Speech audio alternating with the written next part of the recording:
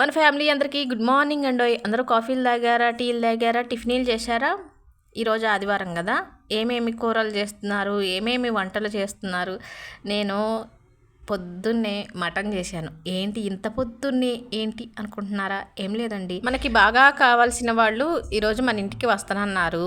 కానీ పొద్దున్నే వస్తారనుకొని ఇలా గారెలు చేసి మటన్ వండాను. వాళ్ళకేమో అర్జెంటుగా అనుకోకుండా ఒక పని వచ్చిందంట, మధ్యాహ్నం నుంచి వస్తామని చెప్పారు. మరి పని ఆఫ్ చేసి రాలేరు కదా, ఇక మటన్ వండాను, గారెలు చేశాను కదా, పేరేమో వాళ్ళది, తినేదేమో నేను. చేసినప్పుడు తినకుండా ఉంటామండి?